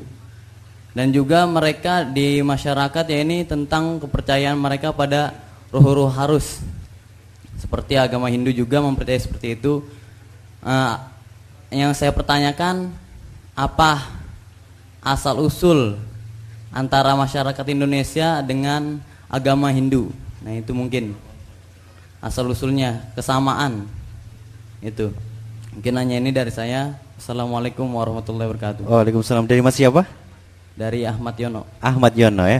Nama saya Ibu Mariatun dari Sawit Boyolali. Di masyarakat saya kebiasaan mengadakan pengajian atau yasinan yang dimulai dengan mengadakan ngirim kepada orang tua atau sanak saudara yang dikhususkan ila hadratin Nabil Mustafa atau khususon ila Abdul Qadir Jailani. Bagaimana menurut Bapak, kalau memang ini boleh atau tidak? Alhamdulillah. Sekian, terima kasih. Assalamualaikum warahmatullahi wabarakatuh. Waalaikumsalam warahmatullahi wabarakatuh. Ibu Mariyati, terima kasih. Mungkin langsung dijawab Ustadz, silahkan. Terima kasih atas pertanyaan yang pertama. Jadi ayah bunda, agama Hindu itu muncul pertama di lembah Sungai Indus, yang mana keyakinannya itu adalah animisme dan dinamisme. Setelah 300 tahun kemudian di lembah Indus dimasuki oleh bangsa Arya Samaj yang menyembah sapi. Siapa dia? Dialah orang-orang yang murtad menjadi kaumnya Nabi Musa alaihissalam. Akhirnya penyembah sapi datang ke lembah Sungai Indus, dan disitulah hubungan orang bangsa Arya Samaj dengan bangsa lembah Indus semakin akrab. Terciptalah kitab yang pertama kali, yaitu kitab Rigveda, kitab tertua di dalam agama Hindu. Jadi jelas bangsa Arya itu adalah orang-orang Yahudi. Orang Yahudi juga menyembah sapi. Itu. Terus kapan Hindu itu masuk ke Indonesia? Di abad yang ke-8. Ada Resi Markadenya, Buku Teran Siddhimarta dan sebagainya. Itu pertanyaan yang pertama. Kalau pertanyaan yang kedua kayaknya lebih fasih saya. Jadi kalau saya dulu pernah belajar juga tawasul seperti itu, ila khadaratin Nabi Mustafa sallallahu alaihi wasallam wa ala alihi wa aswajihi wa dzurriyyatihi lahumul fatihah bi'idnillahi ta'ala wa bisyafaati Rasulillah sallallahu alaihi wasallam wa bi karamati Syahadul Qadir radhiyallahu anhu lahumul fatihah. Fase ndak ya bunda? Jujur, kula sien tukang ngoten niku ngoten. Karena sampai saat ini saya belum pernah menemukan dalilnya, dasarnya. Sementara saya ini berhenti dulu. Saya diundang juga ndak mau, disuruh ngimami juga ndak mau. Kenapa? Kuwatir penyakit kula kumat malih ngoten. Ibu nun sewu kula nggih mboten semerep dasaripun. Nggih. Bagaimana dengan keterkaitan 1 hari sampai 1000 hari itu yang dibacakan surat Yasin, surat Al-Falaq, Anas, bahkan doanya Rabbana atina fid dunya hasanah menurut pandangan Islam. Jadi Bapak Ibu sekalian, surat Yasin hak dari Allah, surat Ikhlas, surat Falaq hak dari Allah. Rabbana atina fid dunya hasanah wa fil akhirati hasanah wa qina adzabannar hak ayatnya Allah. Tapi walaupun itu hak dari Allah, Anda bacakan di acara 1 hari, 7 hari, 40 hari, 100 hari, mendak pisan mendak bidonnya, Bu. Tadi sudah saya buktikan dengan jelas bahwa 1 hari sampai 1000 hari itu miliknya orang agama Hindu. Anda telah mencampur adukan antara yang hak dengan yang batil. Anda telah mencampur adukan antara ajaran Hindu dengan ajaran agama. Anda telah mencampur adukan antara ajaran Hindu dengan ajaran agama. Allah mengingatkan, wala talbisul haqqa bil batili wa ta'tumul haqqa wa antum ta'lamun. Dan janganlah engkau campur adukkan antara yang hak dengan yang batil, dan janganlah engkau sembunyikan yang hak itu sementara engkau mengetahui. Umat Islam semuanya sadar, oh ini tidak ada dasarnya. Iya, tidak ada dasarnya, tapi ada keperluan lain. Mohon maaf, kalau di zaman para sahabat, Ammar bin Yasir itu demi membela kalimat la ilaha illallah, keluarganya sampai dibunuh, keluarganya disiksa. Itu demi mempertahankan kalimat la ilaha illallah. Tapi zaman sekarang sudah berbeda ya Bunda. Baca la ilaha illallah, pulang dikasih berkat, pulang dikasih sangu. Betul enggak? Oh, sampean tukang ngono nek no. Coba kita buka surat Al-Maidah ayat yang ketiga. Al-yauma a'maltu lakum dinakum wa atmamtu alaikum nikmati wa raditu lakumul islamadina. Hari ini telah kusempurnakan agamamu. Tidak ada cacat di dalam agama Islam itu. Sempurna. Dan kuridhoi Islam itu sebagai agamamu. Jadi bagi Anda beragama Kristen, Hindu, Buddha, kalau Anda ingin mendapatkan ridhonya Allah, harus masuk agama Islam. Dan kalau sudah beragama Islam, Anda akan mendapat ridhonya kalau Anda benar-benar tunduk kepada Al-Quran dan sabda Rasulullah Sallallahu Alaihi Wasallam. Apa tujuan Anda hidup di dalam dunia? Halo? Halo? Apa tujuan Bapak Ibu hidup dalam dunia? Fadlam minallah wa ridwana, mencari karunia dan ridha Allah Subhanahu wa ta'ala. Bagaimana kita akan mendapatkan ridhonya Allah kalau hidup kita tidak menurut aturan-aturan dari Allah Subhanahu wa ta'ala? Sak geleme dhewe tidak bisa ya Bunda. Ada lagi pertanyaan? Saya Abu Rois dari Klaten. Saya membaca dalam kitab Al-Iman. Dalam kitab itu menerangkan bahwa Nabi Muhammad SAW itu secara tersirat juga dicantumkan dalam kitab Samaweda. Pertanyaan saya, menurut Ustadz yang telah menguasai kitab Samaweda dan sebagainya, apakah memungkinkan dulu ada nabi yang hak yang ajarannya sebagian dimasukkan dalam kitab Samaweda? Karena memang kenyataannya Nabi Muhammad adalah sebagai penutup para nabi dan sebagai nabi terakhir, dan itu kok bisa masuk dalam kitab Samaweda? Apakah mungkin dulu ketika awal-awal agama Hindu itu ada nabi yang hak namun ajarannya diselewengkan dan sebagian masuk dalam kitab Samaweda itu. Terima kasih. Ya, ini dari Ummu Atikah ya. Assalamualaikum Ustadz. Waalaikumsalam. apa filosofi film anak-anak Krishna di TV, dan tolong diberikan penjelasan agar sebagai orang tua bisa menasehati anak-anak dan ibu-ibu tentang bahaya terselubung film tersebut. Jazakallah khair. Ya, demikian Ustadz pertanyaan dari Ummu Atikah. Silakan Ustadz Abdul Aziz. Sedikit saya jelaskan kepada Bapak Ibu sekalian beberapa pertanyaan yang sudah saya jawab. Kita dalam negeri kita Indonesia ini biasanya masyarakat kita dalam dua golongan besar, terutama dari Nahdlatul Ulama juga dari Muhammadiyah. Kalau kita kembalikan pada sejarah, sebenarnya Nahdlatul Ulama maupun Muhammadiyah itu pedomannya sama. Kalau Anda tidak percaya, Anda buka Muktamar Nahdlatul Ulama Rabiul Tsani 1926, Lajnah Taif wan Nasr LTN NU Jatim dalam problematika hukum aktual Islam. Kiai Hasyim Asy'ari mengambil hukum dari Imam Syafi'i. Na'am ma yaf'aluhun nasu minal ijtima' indal ahli mayit wa sun'it ta'ami minal bid'il munkarat allati yuthabu ala mang'iha. Tidak usah diterjemahkan Bapak Ibu ya.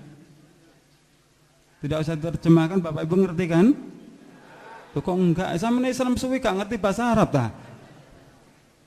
Iya, berkumpul di dalam keluarga mayit mulai 1 hari, 7 hari sampai 1000 hari itu adalah bid'ah mungkarat, bid'ah yang diingkari agama, haram. Jelas itu.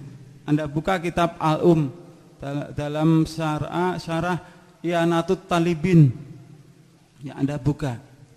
Jelas itu. Nah, di situ tidak tertulis bid'ah hasanah ayah bunda. Namun di dalam masyarakat kita, tidak semua bid'ah itu dolalah. Bid'ah itu ada yang hasanah. Padahal jelas itu adalah bid'ah dolalah. Masyarakat kita kebanyakan mengaku pengikutnya Imam Syafi'i, tapi tidak pernah mengerti apa yang dibawa, misi yang dibawa oleh Imam Syafi'i. Bahkan kitab Al-Um sampai detik ini loh belum tahu itu. Ngomong pengikutnya Imam Syafi'i. Jadi yang dari Nahdlatul Ulama, yang dari Muhammadiyah semuanya sama, setuju dengan yang dibawa oleh Imam Syafi'i dalam kitab Al-Um tadi. Namun setelah muktamar itu masih sahih ya bunda, sampai detik ini belum ada yang mencabut itu. Sampai di Surabaya itu pedomannya dari Imam Syafi'i, tapi setelah sampai di Solo kok berubah ya bunda, kok berubah itu. Baik, itu sebagai penjelasan lanjut.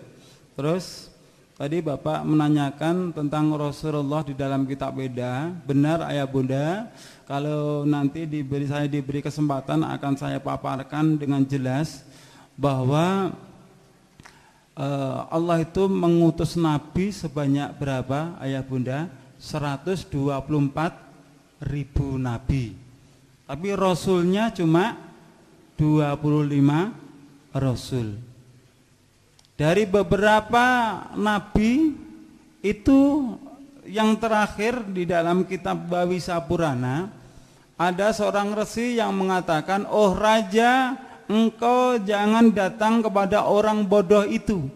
Aku dengan anugerah ini, wahyu ini, akan bisa mensucikan engkau. Nanti akan ada Arya Dharma akan tampil di muka bumi ini. Siapa yang dimaksud Arya Dharma? Yang dimaksud Arya Dharma adalah Nabi kita, Rasul kita, Rasulullah Sallallahu Alaihi Wasallam. Ciri-cirinya rambutnya tidak dikuncir. Biasanya orang itu kan rambutnya digelung di belakang itu. Ciri yang berikutnya, dia akan memelihara jenggot dan mencukur kumis. Luar biasa Bapak Ibu sekalian. Dia akan memakan apa saja kecuali daging babi. Diterangkan dengan jelas sampai akhirnya dia akan membawa kitab yang abadi, kitab yang bisa dibuktikan di dalam kehidupan ini sampai di akhirat nanti. Di situ tidak tertulis bahwa itu adalah kitab Weda. Saya juga menulis tentang kerasulan Muhammad di dalam kitab Weda. Insya Allah bukunya sudah ada. Bapak Ibu sekalian kalau memang ingin mendalami, sampai saya scan ayah bunda, dari bahasa Sanskritnya itu saya kotak-kotak yang menandakan itu artinya adalah Nabi kita. Bisa Anda buktikan di dalam kitab aslinya, atau Anda lihat di dalam buku tulisan saya lebih dari 4 lembar itu yang menunjukkan dalil-dalil tentang kerasulan Muhammad. Kalau ciri-cirinya banyak sekali ya, tidak kurang dari 30 ciri tentang ciri kerasulan Muhammad, termasuk beliau adalah yatim piatu. Itu tentang kerasulan Muhammad di dalam kitab Weda. Terus saya dapatkan data dari mana? Saya bekerja sama dengan Ustadz Profesor Dr. Zakir Naik dari India.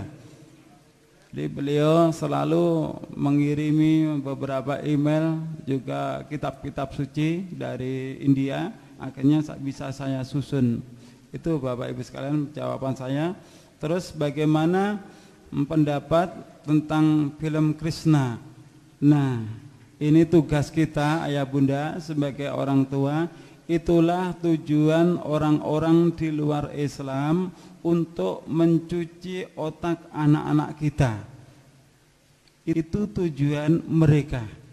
Jadi bagaimana supaya anak-anaknya umat Islam ini sejak kecil punya keyakinan seperti halnya di dalam kartun Krishna itu. Harapannya seperti itu. Itu bukan sekedar film kartun ayah bunda, itu benar-benar terbukti ya, terbukti semua yang ada di dalam naskah film kartun itu diambil dari kitab Weda. Jadi seperti itulah kenyataannya di dalam keyakinan agama Hindu, bahwa dewa itu bisa menjadi seorang anak kecil, dia bisa mengendalikan dunia. Seperti halnya keyakinan masyarakat kita, katanya ini ada titisan yang baik, ini titisan Wali Songo dan sebagainya. Sama ya bunda kalau kita kaitkan dengan ajaran-ajaran agama Hindu. Ada lagi pertanyaan? Ya, ini mungkin pertanyaan terakhir Ustaz. Ya, ini sudah silakan. ada yang mengirimkan tulisan ini tadi dari Joko Susilo yang ada di Sukoharjo. Mungkin ini pertanyaan terakhir ya Bapak Ibu ya. Pertanyaannya gini Ustaz. Apakah benar para wali dahulu mengganti doa Hindu dengan doa Islam dalam semua upacara? Begitu Ustaz. Coba diulangi. Kami ulangi ya. Apakah benar para wali dahulu mengganti doa Hindu dengan doa Islam dalam semua upacara Ustaz? Silakan Ustaz. Saya tidak berani menjawabnya ayah bunda. Jujur ya, apakah benar para wali dahulu mengganti dengan ayat-ayat Al-Quran? Saya tidak berani menjawabnya. Pertama, saya tidak berani mempertanggungjawabkan di dunia sampai di akhirat. Dan saya pun juga belum menemukan sejarah-sejarah bahwa para wali songo itu mengadopsi ajaran agama Hindu. Saya belum pernah tahu dasarnya. Karena keterbatasan saya, mungkin kalau Anda pernah punya buku atau membaca sejarah-sejarah, insya Allah saya membutuhkannya. Saya tidak mau melecehkan para pejuang-pejuang kita. Kalau memang itu adalah benar, tentu Bapak Ibu sekalian kita menyadari pada saat itu Islam di negeri kita ini masih minoritas, yang mayoritas agama Hindu. Tapi sekarang kebalik. Hindu sekarang itu minoritas, yang mayoritas adalah agama Islam. Kita sebagai generasi penerus yang meneruskan perjuang-perjuang ulama kita, mari kita kobarkan perjuangan kita untuk membangun, menegakkan kebenaran. Karena apa? Dengan menyampaikan yang benar adalah benar, yang batil adalah batil, kita akan bisa mampu merasakan bahwa Islam ini bukan sekedar agama kita, tapi mampu merasakan bahwa Islam itu kita lakukan, kita amalkan di dalam ibadah-ibadah kita. Ibadah kita pun seakan-akan punya ruh, yang ruh itu bisa menyambungkan diri kita dengan Allah Subhanahu wa ta'ala. Ketika ada saudara kita bertanya, antum orang Islam yang mendapatkan hidayah, saya Islam dari kecil, berarti tidak sama? Sebenarnya sama ayah bunda. Yang Anda rasakan sama dengan yang saya rasakan. terkecuali kita belum sepenuhnya mengambil hukum-hukum dari Al-Quran dan sabda Rasulullah Shallallahu Alaihi Wasallam. Ketika kita benar-benar tunduk pada Al-Quran dan As-Sunnah, kita akan merasakan kebahagiaan itu. Sedikit yang saya sampaikan, mohon maaf atas segala kekurangan. Insya Allah di lain waktu, lain kesempatan, semoga kita diberi kesempatan umur panjang, insya Allah bisa disambung kembali. Saya akhiri, assalamualaikum warahmatullahi wabarakatuh. Waalaikumsalam warahmatullahi wabarakatuh.